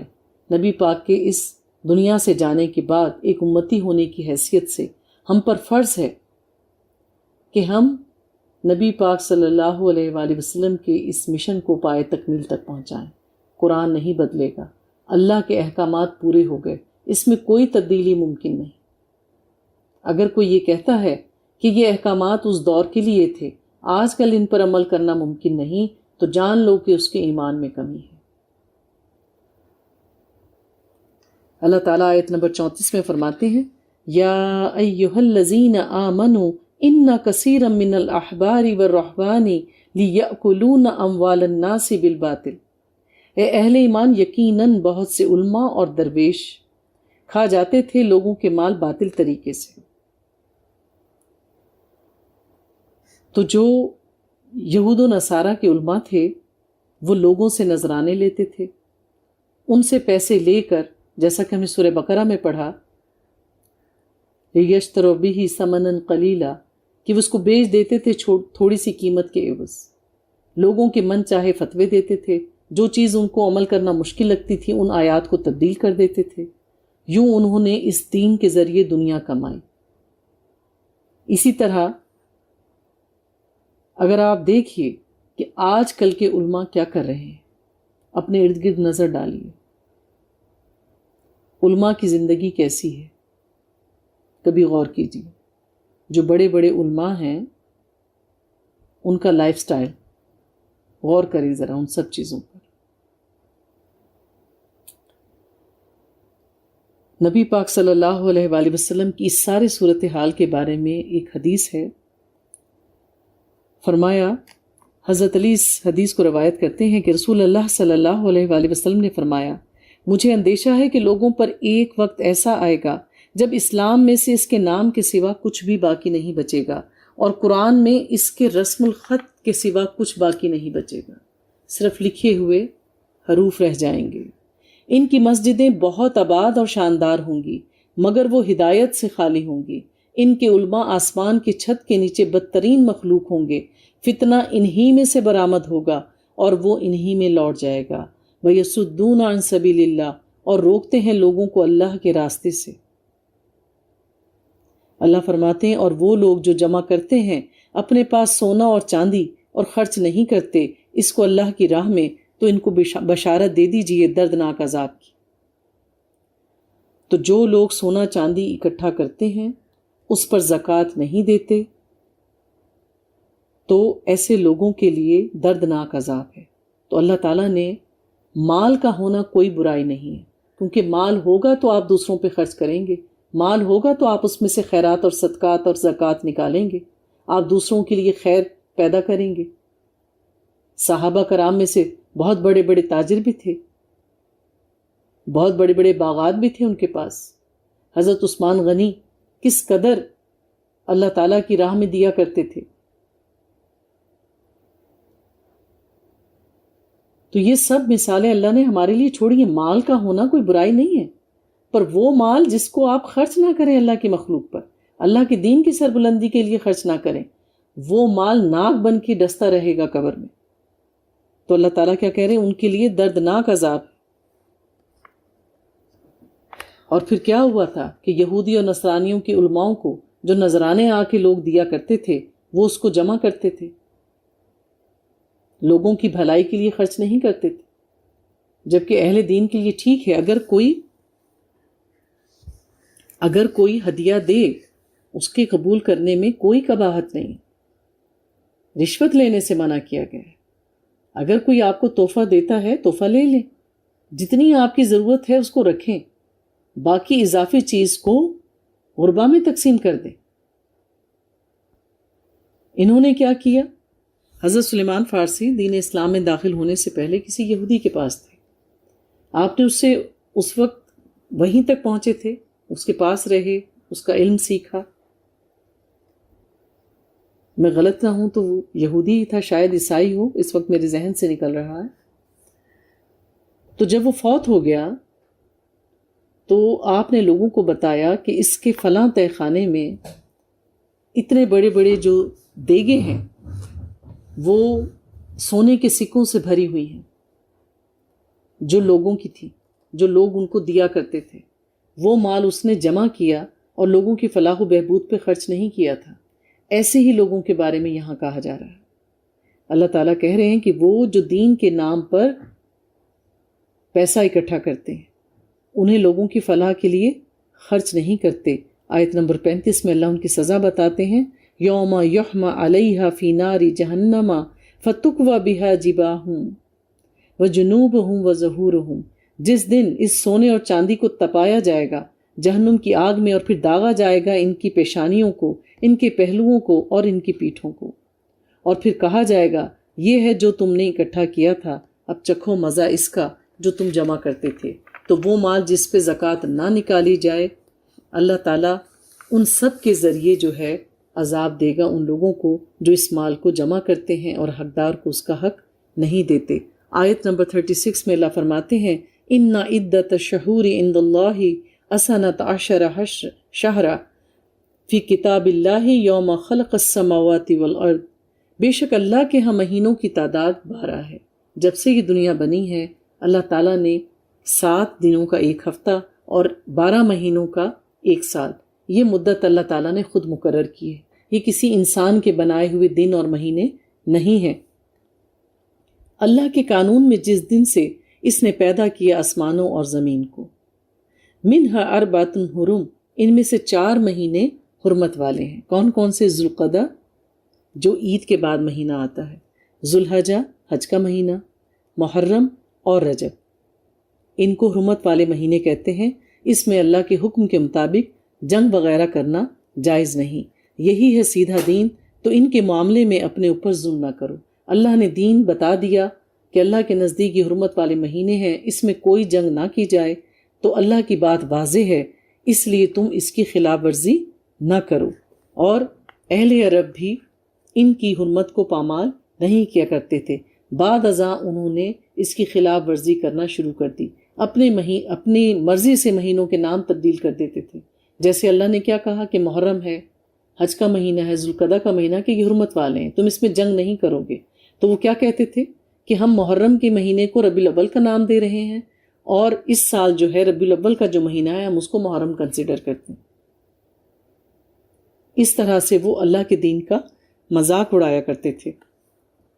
اللہ رب العزت فرماتے ہیں آیت نمبر 43، عفا اللہ عنکا، اے نبی اللہ آپ کو معاف فرمائے، لیما اذنت لہم، کہ کیوں آپ نے ان کو اجازت دے دی۔ اب غزوات ہوتے رہے، چاہے وہ غزوہ بدر تھا، غزوہ احد تھا، غزوہ تبوک تھا، منافقین کا رویہ نہیں بدلا۔ منافق کبھی بھی نہیں بدلتے، کسی دور میں بھی نہیں بدلتے، کیونکہ منافق کا کسی سے محبت کا رشتہ نہیں ہوتا۔ منافق تو دنیا کا فائدہ دیکھتا ہے، جس کے ساتھ دنیا کا فائدہ نظر آیا اسی کے ساتھ ہو لیے۔ محبت نہیں ہوتی، اخلاص نہیں ہوتا۔ آپ نے دیکھے ہوں گے نا، ہماری بہت سی سیاسی جماعتوں میں بھی ایسے افراد پائے جاتے ہیں، جہاں کی ہوا چلی اسی طرف کو ہو لیے۔ تو ان کا کوئی منشور ہوتا ہے؟ ان کا کوئی لاہ عمل ہوتا ہے؟ ان کا کوئی مقصد ہوتا ہے؟ نہیں، ان کا مقصد ہے دنیا کمانا۔ تو منافقین ایسے ہی ہوتے ہیں، ایسے دوست بھی ہو سکتے ہیں، ایسے رشتہ دار بھی ہو سکتے ہیں، ایسے آپ کے کام کرنے والے ساتھی ہو سکتے ہیں، کوئی بھی ہو سکتا ہے۔ یہ فرقہ آپ کو ہر جگہ ملے گا۔ تو اللہ تعالیٰ کہہ رہے ہیں کہ اللہ نے آپ کو معاف کیا، نبی پاک سے کہا جا رہا ہے، کیونکہ یہ منافقین جھوٹے بہانے بنا کر نبی پاک کے پاس آتے تھے۔ تو اللہ تعالیٰ کہہ رہے ہیں کہ غزوہ تبوک کو تو فرض عین کہا گیا تھا، جب یہ اس میں بہانے بنانے کے لیے آئے تو آپ نے ان کی معذرت کیوں قبول کی؟ نہیں قبول کرنی چاہیے تھی، کہ اس میں سب نے جانا ہے۔ کن کن کو مستثنیٰ قرار دیا تھا؟ جو بوڑھے ہیں، محتاج ہیں، عورتیں ہیں، بچے ہیں، ان کو کہا تھا کہ یہ بری ذمہ ہیں۔ اس کے علاوہ ہر ایک کو جنگ میں جانا ہے، تو اے نبی آپ نے ان سے معذرت کیوں قبول کی؟ تو اللہ تعالیٰ کہہ رہے ہیں کہ ٹھیک ہے، ہم نے آپ کو معاف کیا، آپ سے درگزر کی، نبی پاک سے کہا جا رہا ہے۔ اللہ فرماتے ہیں یہاں تک کہ آپ کے لیے واضح ہو جاتا کہ کون لوگ سچے ہیں، اور یہ آپ بھی جان لیتے کہ کون جھوٹے ہیں۔ یعنی سنی سنائی پر آپ کو فیصلہ نہیں کرنا چاہیے تھا کہ کسی نے آ کے کہہ دیا اور آپ نے مان لیا۔ نبی پاک کو کہا جا رہا ہے وہ لوگ جو اللہ پر اور یوم آخرت پر ایمان رکھتے ہیں، وہ آپ سے اجازت کے طالب ہو ہی نہیں سکتے کہ وہ جہاد نہ کریں اور اپنے اموال اور اپنی جانوں کے ساتھ۔ اللہ تعالیٰ کہہ رہے ہیں یہ کیسے ہو سکتا ہے کہ اللہ کا دین داؤ پہ لگا ہو، مسلمانوں کی جانیں اور ان کی سلامتی داؤ پہ لگی ہو، اور کوئی بہانہ کرے کہ میں نہیں جا سکتا؟ یہ تو ہو نہیں سکتا۔ اس کا مطلب ہے کہ وہ مومن ہی نہیں ہے۔ واللہ علیم بالمتقین، اور اللہ متقی بندوں سے خوب واقف ہے۔ مومن کبھی پیچھے نہیں ہٹتا، وہ تو تیار رہتا ہے کہ کب مجھے شہید ہونے کا موقع ملے۔ آپ سے رخصت تو وہی مانگ رہے ہیں جو اللہ اور یوم آخرت پر ایمان نہیں رکھتے اور ان کے دل شکوک میں پڑے ہوئے ہیں۔ اللہ تعالیٰ فرماتے ہیں اور وہ اپنے اسی شک و شبے کے اندر متردد ہیں کہ جائیں یا نہ جائیں، مسلمانوں کو فتح حاصل ہوگی یا مسلمان مغلوب ہو جائیں گے، یہ سب مارے جائیں گے یا اس دفعہ بھی یہ مال غنیمت لے کے لوٹیں گے۔ تو یہی ناپ تول کرتے رہتے ہیں، جائیں یا نہ جائیں، فائدہ ہوگا یا نقصان ہوگا، یا صرف مارے ہی جائیں گے۔ پھر آیت نمبر 46 میں فرمایا وَلَوْ أَرَادُوا الْخُرُوجَ لَأَعَدُّوا لَهُ عُدًّا، اور اگر انہوں نے نکلنے کا ارادہ کیا ہوتا تو اسی کے لیے ساز و سامان فراہم کرتے۔ یعنی ایسے طویل اور کٹھن سفر کے لیے بھرپور تیاری کی ضرورت تو تھی، ساز و سامان تو چاہیے تھا، لمبا سفر تھا، گرمیوں کا سفر تھا، دشمن بہت بڑا تھا، لیکن بات یہ ہے کہ آپ ہاتھ پہ ہاتھ دھر کے بیٹھ جائیں، جائیں ہی نہیں، ارادہ ہی نہ کریں۔ وَلَكِنَّ كَرِهَ اللَّهُ أَن بَعَثَهُمْ فَثَبَّطَهُمْ وَقِيلَ اقْعُدُوا مَعَ الْقَاعِدِينَ، لیکن حقیقت یہ ہے کہ اللہ نے ان کا آپ کے ساتھ جانا اٹھنا پسند ہی نہیں کیا، اور ان کو روک دیا اور کہہ دیا گیا کہ بیٹھے رہو تم بھی پیچھے بیٹھے رہنے والوں کے ساتھ۔ بات یہ ہے کہ اگر کوئی شخص یہ سمجھے کہ اللہ کے دین کی خاطر کچھ دینا تھا، مجھ پر نظر نہیں پڑی، چلو میری جان چھوٹی، میرا مال بچ گیا، اگر کوئی ایسا سمجھتا ہے تو یہ اس کی خام خیالی ہے۔ تو جان لو کہ جو اس نعمت سے، اس نیکی سے محروم ہوتا ہے، اللہ چاہتا ہی نہیں کہ وہ یہ نیکی کمائے یا اس نیکی میں اس کا حصہ ڈلے۔ جس کے سامنے نیکی آئی اور وہ کنی کترا گیا کہ کہیں اس کی نظر مجھ پہ نہ پڑ جائے، مجھ سے ہی نہ مانگ لے، تو وہ سمجھتے ہیں کہ میں بچ گیا، میرا مال بچ گیا۔ نہیں، یہ جان لو کہ اللہ نے تمہیں اس قابل ہی نہیں سمجھا کہ تم سے یہ کام لیتا یا تمہارا مال اس کام میں لگتا، کیونکہ اللہ تعالیٰ تو نیکی کے کاموں کے لیے لوگوں کو چنتا ہے۔ اللہ فرماتے ہیں آیت نمبر 50 میں، کیا فرماتے ہیں؟ ان تصبک حسنۃ تسؤہم، اے نبی جب کوئی اچھی بات پہنچتی ہے آپ تک، یعنی آپ کو کوئی فتح نصیب ہوتی ہے، اللہ کی طرف سے کوئی رحمت نازل ہوتی ہے مومنین پر، تو کیا ہوتا ہے؟ تو انہیں بری لگتی ہے۔ جو اسلام کے دشمن ہیں ان کے دل تنگ ہو جاتے ہیں، اور اگر آپ کو کوئی تکلیف آ جاتی ہے تو کہتے ہیں کہ ہم نے تو اپنا معاملہ پہلے ہی درست کر لیا تھا، اور اگر اللہ کی طرف سے مسلمانوں کو شکست نصیب ہوتی ہے تو وہ کیا کہتے ہیں کہ بھئی ہم تو اچھے نکلے، ہم تو گئے ہی نہیں تھے۔ وَيَتَوَلَّوْا وَهُمْ فَارِحُونَ، اور وہ لوٹ جاتے ہیں خوشیاں مناتے ہوئے۔ یہ حال ہوتا ہے منافقین کا۔ اس دور میں بھی یہی رویہ تھا اور آج بھی ایسا ہی ہوتا ہے۔ قُل لَن يُصِيبَنَا إِلَّا مَا كَتَبَ اللَّهُ لَنَا هُوَ مَوْلَانَا، آپ کہہ دیجئے کہ ہم پر کوئی مصیبت نہیں آ سکتی سوائے اس کے جو اللہ نے ہمارے لیے لکھ دی ہو، وہی ہمارا مولا ہے۔ جس کی جان اگر جانی ہے تو گھر بیٹھے بھی جائے گی اور میدان جنگ میں بھی۔ مال تو خرچ انسان نے کرنا ہی ہے، خواہ شیطان کے کاموں پہ کر دے یا اللہ کی رضا کے کاموں پر۔ تو بہتر کیا ہے؟ بہتر یہ ہے کہ جب دین کے کام پر خرچ کرنے کا موقع ملے تو انسان وہاں لبیک کرے، کیونکہ مال تو خرچ ہو ہی جائے گا، پیسہ تو نہیں رکتا، وقت بھی خرچ ہو جاتا ہے، وقت بھی نہیں رکتا۔ اب یہ آپ پر ہے کہ آپ کس کے حق میں فیصلہ کرتے ہیں، اس وقت کو ایسی جگہ لگاتے ہیں جس کی کھیتی بہترین آپ آگے جا کے کاٹیں، جس کا بہترین اجر ملے۔ دنیا میں تو ہم چیزیں خریدنے کے لیے بہترین سے بہترین جگہ جاتے ہیں کہ جہاں مال بھی اچھا ملے، پیسہ بھی کم لگے، ایسا کوالٹی بھی زیادہ ہو، ہر چیز کم ہو۔ تو ہمیں حریص ہونا ہے۔ یہ رمضان کا مہینہ ہمیں نیکیوں میں حریص ہونا سکھاتا ہے، اور یہ حرص پھر پورے سال باقی رہنی چاہیے کہ وہ کون سا عمل ہے کہ ہم تھوڑا بھی کریں تو اس کا اجر بہت زیادہ ہو۔ اللہ کس بات سے راضی ہو، ہم اس جان کو، اس مال کو، ان گھڑیوں کو کہاں لگائیں، کس عبادت میں صرف کریں۔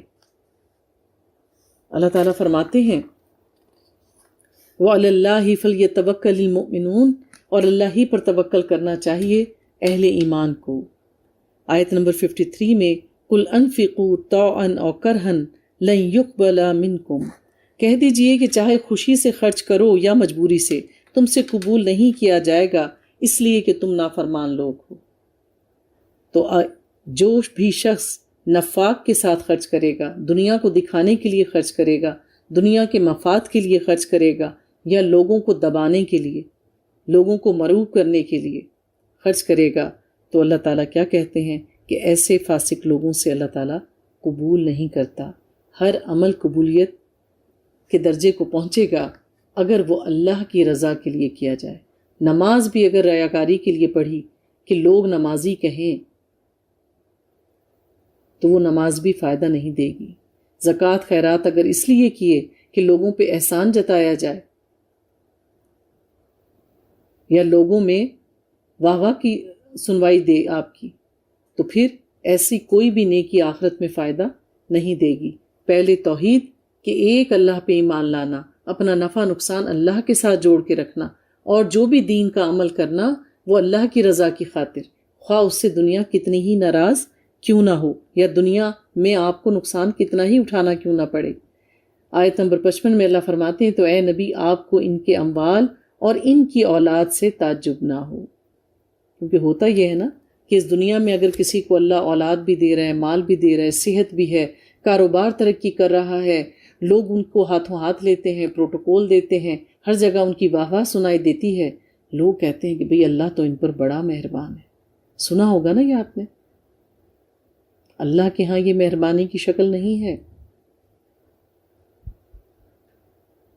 اللہ تعالیٰ کہتے ہیں کہ 12 مہینے گزر جائیں، سال گزر جائے، اگر آپ پر کوئی مالی پریشانی نہیں آئی، اولاد کی طرف سے کوئی پریشانی نہیں آئی، کسی آپ کے قریبی نے آپ کا دل نہیں دکھایا، آپ کسی بیماری میں مبتلا نہیں ہوئے، مالی نقصان آپ نے نہیں اٹھایا، تو جان لو کہ تمہارا رب تم سے دور ہے۔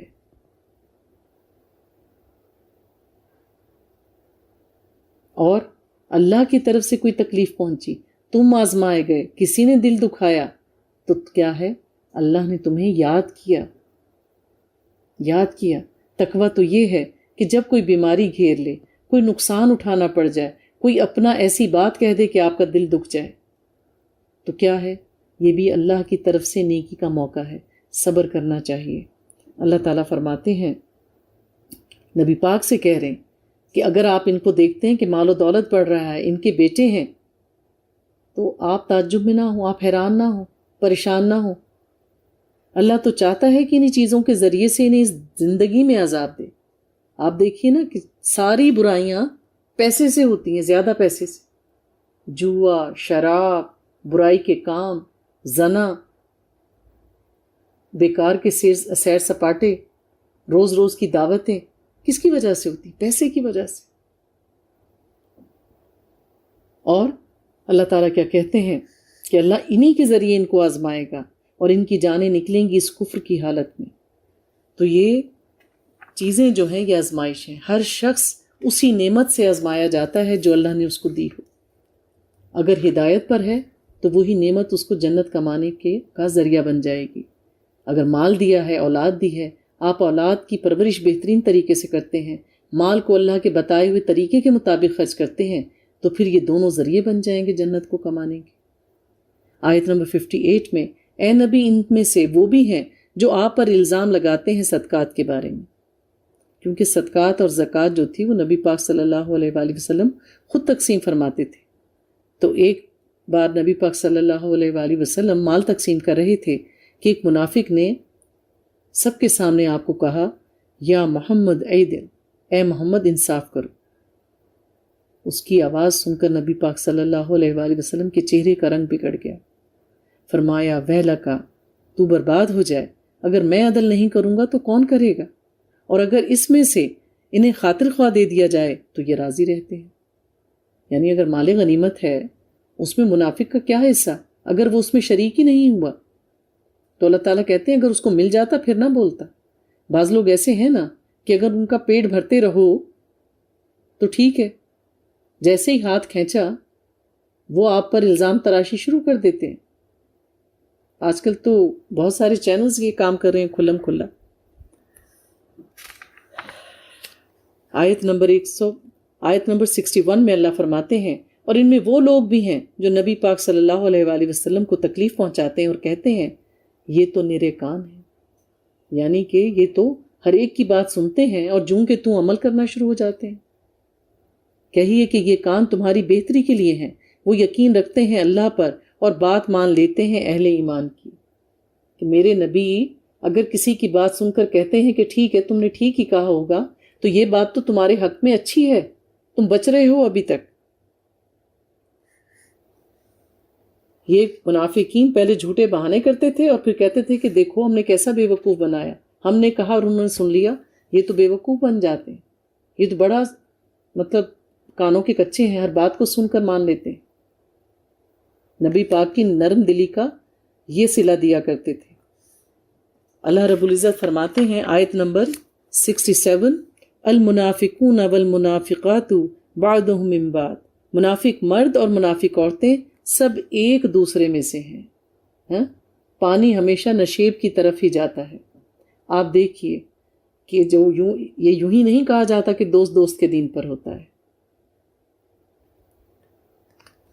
ہمیشہ قریبی دوستی، دلی دوستی اپنے ہی جیسے لوگوں کے ساتھ ہوتی ہے، جن کے ساتھ آپ کی ذہنی ہم آہنگی ہوتی ہے، انہی سے آپ دل کے راز شیئر کرتے ہیں، انہی کے ساتھ وقت گزارنا پسند کرتے ہیں۔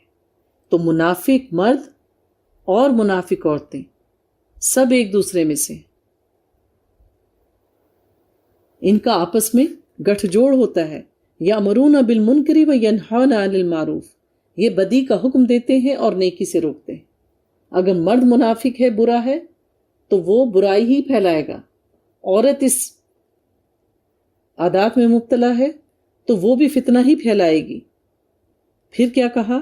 وہ اپنے ہاتھوں کو بند رکھتے ہیں اور انہوں نے اللہ کو بھلا دیا تو اللہ نے بھی ان کو بھلا دیا، یقیناً یہ منافق ہی نافرمان ہیں۔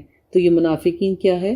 دین کے کاموں سے لوگوں کو بھی روکتے ہیں، خود بھی رکتے ہیں، اور چاہے وہ مرد ہوں یا عورت، ان کا رویہ ایک جیسا ہی ہوتا ہے۔ آیت نمبر 68 میں اللہ نے وعدہ کیا ہے ان منافق مردوں اور منافق عورتوں اور تمام کفار سے جہنم کی آگ کا، جس میں وہ ہمیشہ ہمیشہ رہیں گے۔ بس وہی ان کے لیے کافی ہے، اور اللہ نے ان پر لعنت فرما دی، اور ان پر ہمیشہ ہمیشہ جاری رہنے والا عذاب ہوگا جو کبھی بھی نہ ختم ہوگا نہ کم ہوگا۔ پھر اللہ تعالیٰ فرماتے ہیں آیت نمبر 71 میں، والمؤمنون والمؤمنات بعضهم اولیاء بعض، اسی طرح سے ایمان والے مرد اور ایمان والی عورتیں یہ سب ایک دوسرے کے ساتھ ہیں۔ اللہ تعالیٰ کی یہ سنت رہی ہے، قرآن کا یہ اسلوب ہے۔ اللہ تعالیٰ جب کسی ایک چیز کا ذکر کرتے ہیں تو اس کی ضد کا بھی ذکر کرتے ہیں۔ جہاں زمین کا ذکر ہوگا وہاں آسمان کا ذکر ہوگا، جہاں جہنم کا ذکر ہوگا وہاں جنت کا ذکر ہوگا۔ اب منافق مرد اور عورتوں کی عادات بتائیں، ان کا انجام بتایا، تو اب یہاں مومنین کے بارے میں بتایا جا رہا ہے کہ ایمان والے مرد اور ایمان والی عورتیں یہ سب ایک دوسرے کے ساتھی ہیں۔ مرد اور عورت ایک دوسرے کے لیے سپورٹیو ہوتے ہیں۔ اگر کوئی مرد ایمان والا ہے تو وہ ایمان والی عورت کو سپورٹ کرے گا، اپنی بیوی کو سپورٹ کرے گا، نیکی کے کاموں میں رکاوٹ نہیں ڈالے گا۔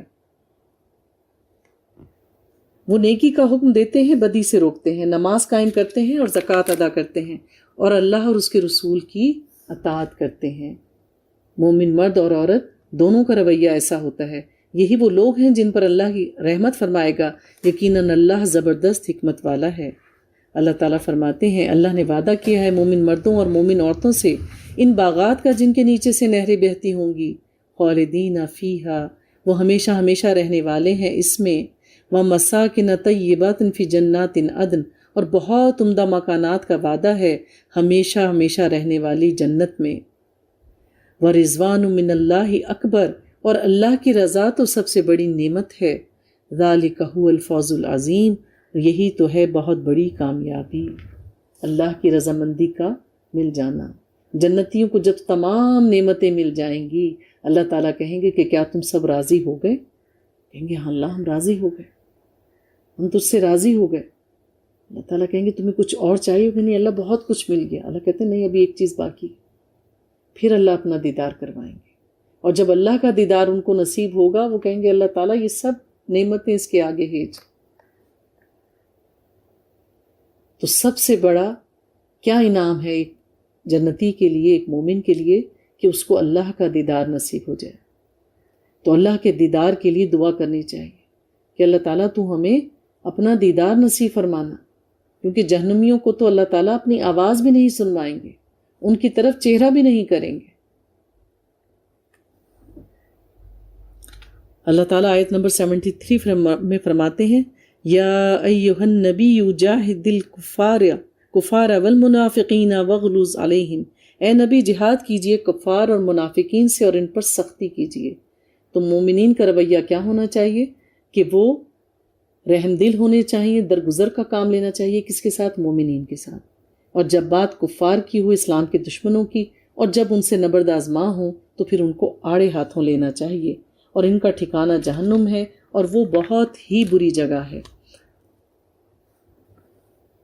اسی طرح اللہ تعالیٰ نے فرمایا کہ منافقین جو ہیں یہ کبھی بھی مومنین کے دوست نہیں ہو سکتے. آگے والی آیات میں غزوہ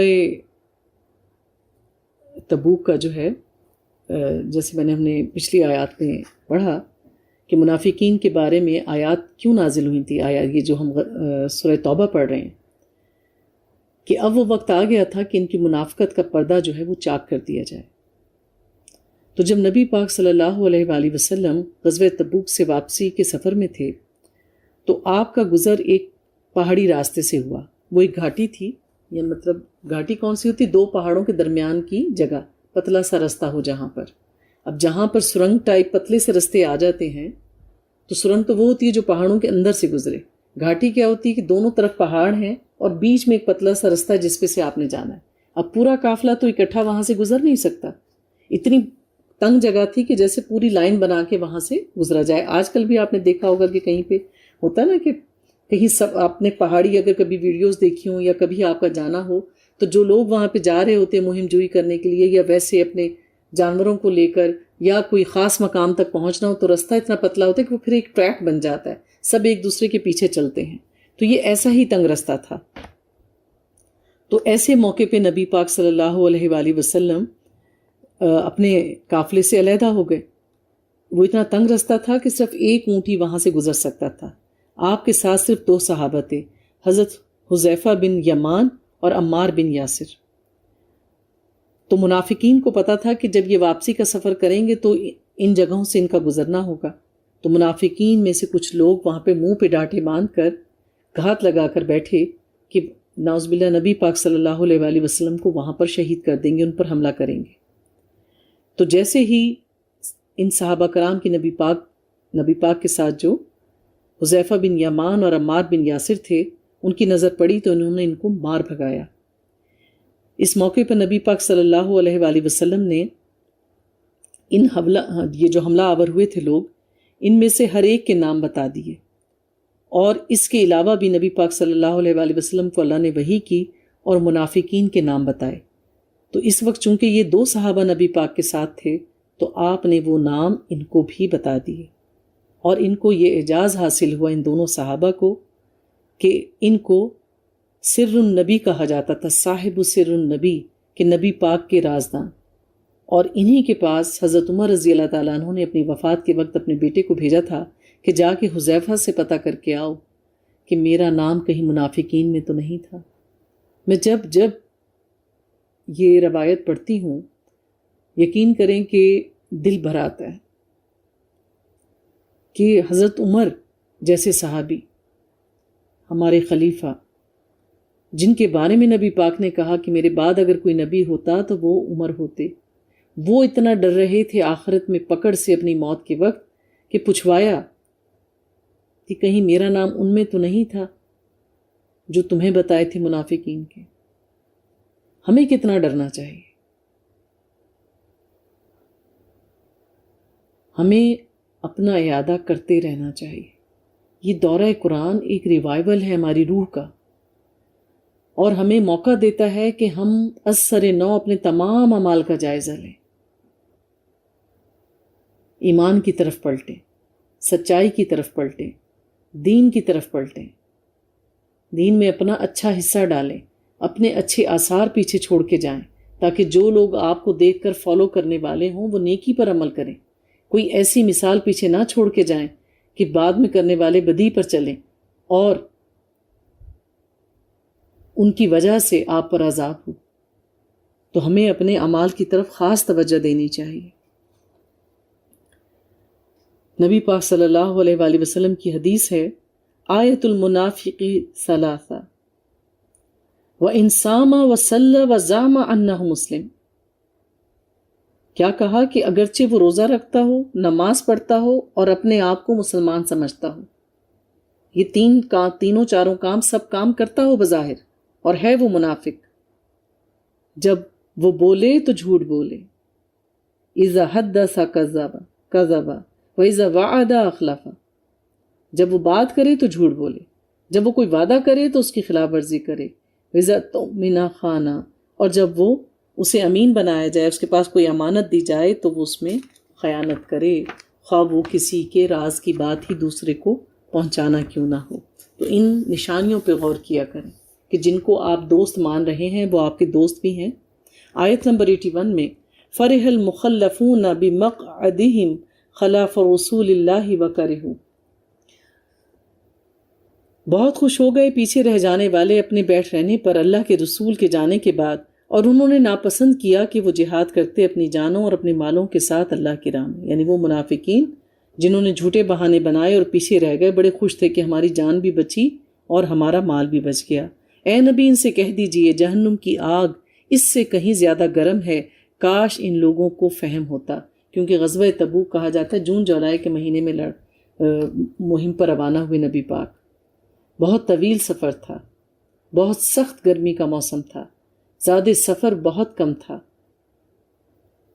تو یہ کیا کہتے تھے کہ یہ تو اپنے ہاتھ سے اپنی جانیں لٹانے کے لیے گئے ہیں، ہم کیوں اتنی گرمی میں یہ سفر کرتے، ہماری تو جانیں بچ گئیں۔ تو ان کو جواب دیا جا رہا ہے آیت نمبر 84 میں وَلَا تُصِلِّ عَلَىٰ أَحَدٍ مِّنْهُمْ مَاتَ أَبَدًا وَلَا تَقُمْ عَلَىٰ قَبْرِهِ، اے نبی صلی اللہ علیہ وآلہ وسلم ان میں سے کوئی مر جائے، کن میں سے؟ ان منافقین میں سے جن کے نام اللہ تعالیٰ نے نبی پاک کو بتائے تھے کہ اگر ان میں سے کوئی مر جائے تو اس کی نماز جنازہ کبھی بھی ادا نہ کریں اور اس کی قبر پر بھی کھڑے نہ ہوں۔ تو ابھی تک تو ان کی منافقت پر پردے پڑے ہوئے تھے، لیکن اس کے نزول کے بعد نبی پاک صلی اللہ علیہ وآلہ وسلم کو جب پتہ چلتا کہ کسی کا انتقال ہوا ہے اور وہ ان میں شامل ہوتا جن کے نام اللہ نے بتائے تھے، تو نبی پاک پھر اس کی نماز جنازہ پڑھنے کے لیے نہیں جایا کرتے تھے۔ یقیناً انہوں نے کفر کیا اور اللہ اور اس کے رسول کے ساتھ، اور وہ مرے ہیں اس حال میں کہ وہ نافرمان تھے۔ تو اللہ تعالیٰ نے بتا دیا کہ منافقین کا کیا انجام ہوتا ہے۔ تو اللہ تعالیٰ کیا کہتے ہیں؟ اللہ تو یہی چاہتا ہے کہ انہیں عذاب دے انہی چیزوں کے ذریعے سے دنیا میں، اور ان کی جانیں نکلیں اس حال میں کہ وہ حالت کفر میں ہوں۔ آیت نمبر 88 میں لَكِنَّ الرَّسُولُ وَالَّذِينَ آمَنُوا مَعَهُ جَاهَدُوا بِأَمْوَالِهِمْ وَأَنفُسِهِمْ، تو یہ کن کو سزا ملی؟ جنہوں نے اپنی جان اور مال بچائی، اللہ کی راہ میں نہیں لگائی۔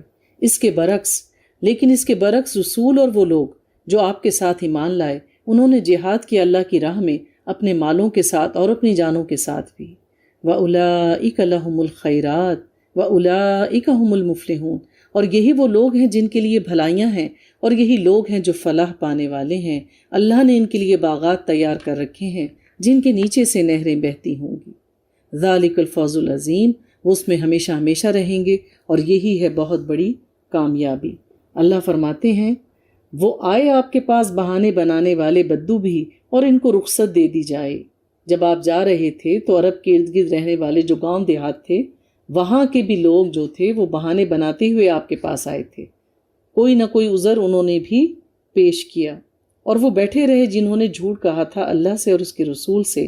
ان قریب ان کو بھی دردناک عذاب پہنچے گا، اور ان لوگوں کو جو ان میں سے کفر پر اڑے ہوئے تھے۔ آیت نمبر 91 میں لَيْسَ عَلَى الضُّعَفَاءِ وَلَا عَلَى الْمَرْضَى وَعَلَى الَّذِينَ لَا يَجِدُونَ مَا يُنْفِقُونَ حَرَجٌ، کچھ گناہ نہیں ان ضعیفوں پر، یعنی بوڑھے لوگوں پر، نہ بیماروں پر، اور نہ ہی ان لوگوں پر جن کے پاس خرچ کرنے کے لیے کچھ نہیں۔ اب ان میں ایسے بھی لوگ شامل تھے جب غزوہ تبوک کا اعلان ہوا کہ وہ بوڑھے تھے، ظاہر ہے کچھ بیمار تھے جو نہیں جا سکتے تھے، ان سے ہاتھ اٹھا لیا گیا۔ اسی طرح سے کچھ لوگ چاہتے تھے کہ ہم جنگ میں جائیں، نہ ان کے پاس سواری تھی، نہ پاؤں میں چپل تھی، نہ اتنا زیادہ راہ تھا کہ وہ اپنا گزارا کر سکتے، یعنی ہر لحاظ سے محتاج تھے۔ وہ باوجود خواہش رکھنے کے نہیں جا سکے۔ کچھ تو نبی پاک صلی اللہ علیہ وآلہ وسلم کے پاس آئے، اے اللہ کے نبی ہمارے لیے کسی سواری کا بندوبست کر دیں کہ ہم اس غزوے میں جا سکیں، آپ کے ساتھ شریک ہو سکیں۔ لیکن نبی پاک صلی اللہ علیہ وسلم نے کہا کہ میں ایسی کوئی استطاعت نہیں پاتا۔ وَالنَّاصَحُ لِلَّهِ وَرَسُولِهِ، جبکہ اللہ اور اس کے رسول کے ساتھ وہ مخلص ہوں، لیکن حالات ایسے ہیں کہ وہ عمل نہیں کر سکے۔ مَا عَلَى الْمُحْسِنِينَ مِن سَبِيلٍ وَاللَّهُ غَفُورٌ الرَّحِيمٌ، ایسے محسنین پر کوئی الزام نہیں، اور اللہ غفور الرحیم ہے۔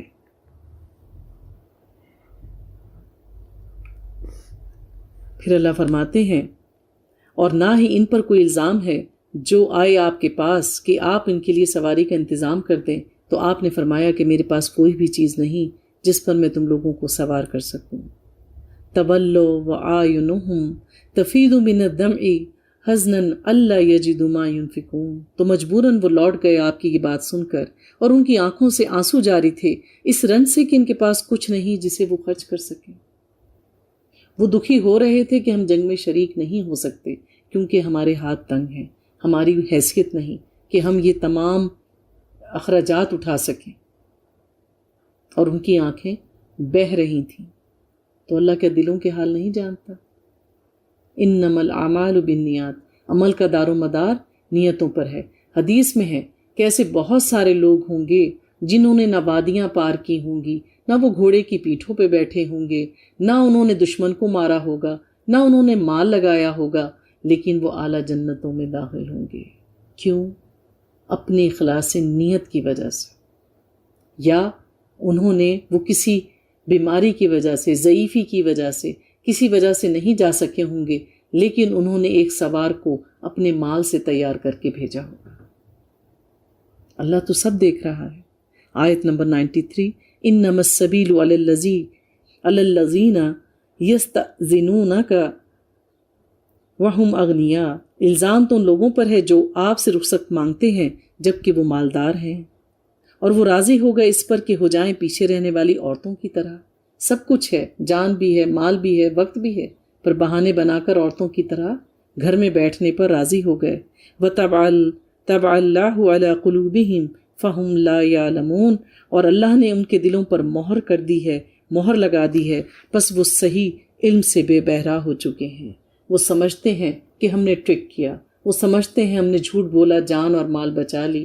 وہ یہ نہیں جانتے کہ اللہ نے ان کو اس نعمت سے، اس نیکی سے محروم کر دیا، اس کا تو وہ علم ہی نہیں رکھتے۔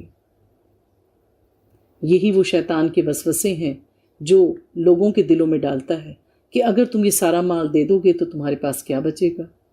تم یہ سارا مال جو تم نے اتنی محنت سے جوڑا، دن رات کام کر کر کے جمع کیا، اگر اس کو تم خیرات کر دو گے، کسی کے مانگنے پہ دے دو گے، تو پھر تمہارے ہاتھ کیا آیا؟ اتنے سارے مال میں سے اتنے لاکھوں کی زکوٰۃ نکل جائے گی تو یہ تو کم ہو جائے گی۔ ایسے تمام وسوسے شیطان ڈالتا ہے۔ زیادہ بچے ہو جائیں گے تو خرچہ کون اٹھائے گا؟ آج کل تو مہنگائی اتنی ہے۔ ایسا کوئی بھی خیال جو اللہ کی شریعت کے منافی ہو، اللہ کے حکم کے منافی ہو، اگر ذہن میں آئے تو اس کو جھٹک دیں، کیونکہ اللہ پر ایمان لانے والے اللہ پر ہی توکل کرتے ہیں۔ اللہ ہمیں بھی کھلا رہا ہے، آنے والوں کو بھی کھلائے گا۔ ہاتھ آئی نیکی کو کبھی نہ جانے دیں۔ نیکی کا جو موقع میسر ہو اپنی استطاعت کے مطابق اس کو کر ڈالیں۔ اللہ تعالی ہم سب کو اللہ پہ توکل کرنے اور ہر لمحے سے نیکیاں کشید کرنے کی توفیق عطا فرمائے۔ سبحانک اللہم نشہد ان لا الہ الا انت نستغفرک ونتوب الیک۔